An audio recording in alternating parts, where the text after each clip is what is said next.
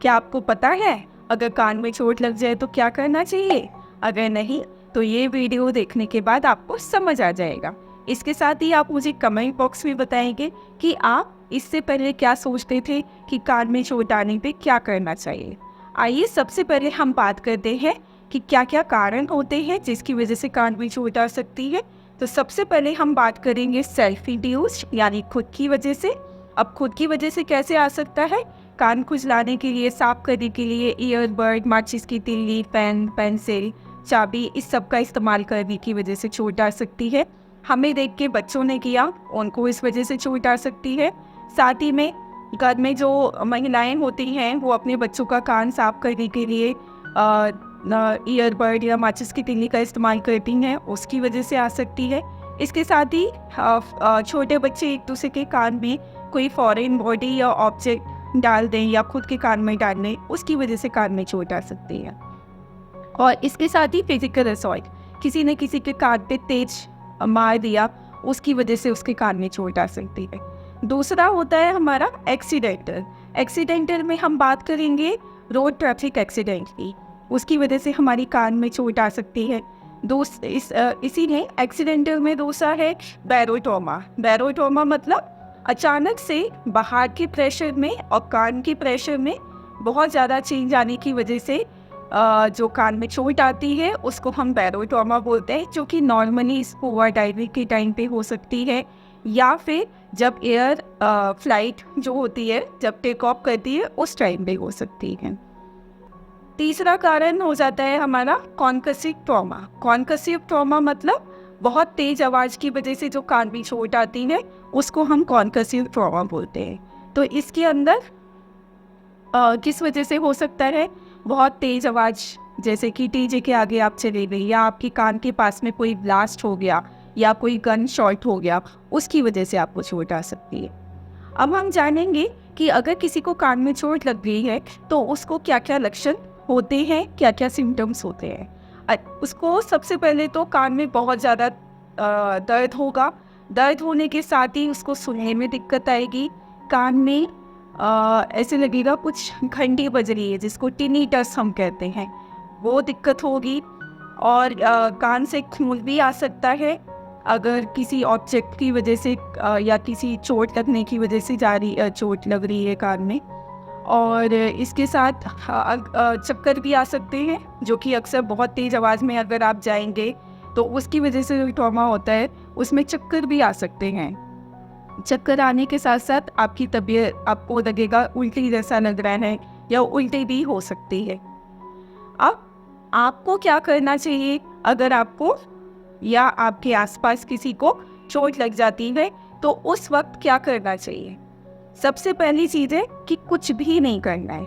कुछ भी नहीं करना है मतलब आप कोई भी कान में दवाई ओवर द काउंटर जाके, दुकान से जाके कोई दवाई लाके कान में नहीं डालेंगे।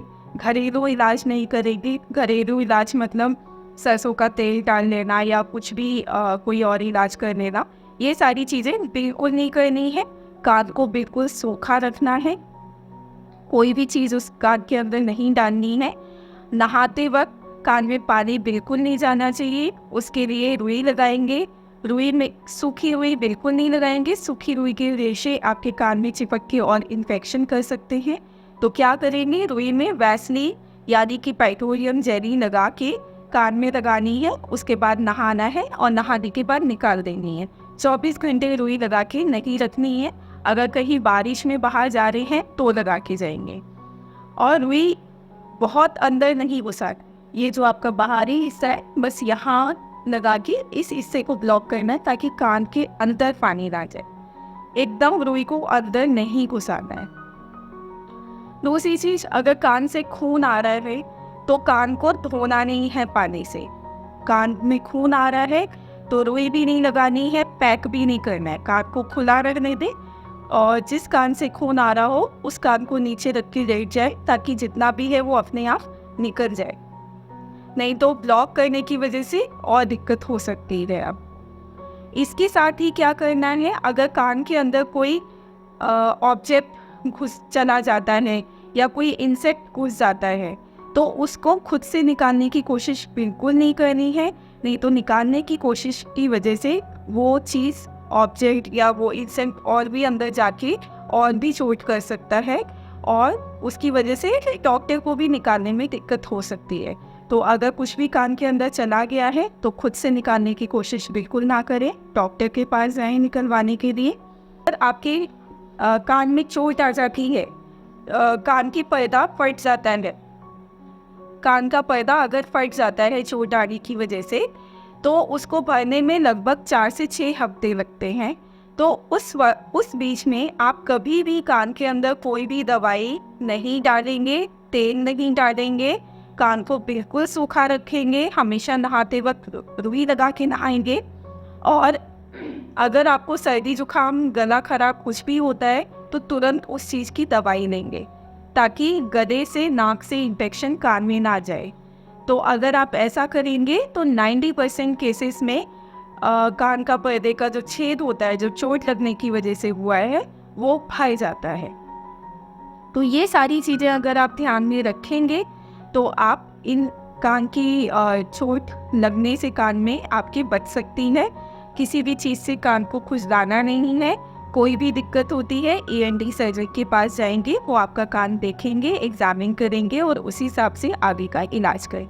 जब भी आप बहुत तेज़ आवाज़ में जाएं तो आप ईयर प्लग्स का इस्तेमाल कर सकते हैं, जिससे कि कान के अंदर बहुत तेज़ आवाज़ ना जाए और आपके कान में इंजरी ना हो।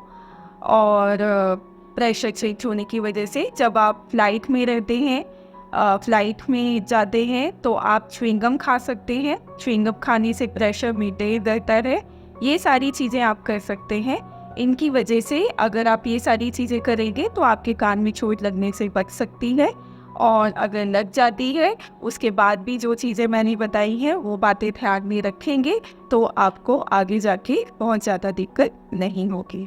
तो अगर ये वीडियो आपको पसंद आई है तो प्लीज़ इसको लाइक कीजिएगा और सब्सक्राइब कीजिएगा। और अगर कोई दिक्कत है, कोई भी क्वेश्चन है आपका, तो प्लीज़ आप मेरे से कमेंट बॉक्स में पूछ सकते हैं, मैं उसका रिप्लाई पक्का से करूँ।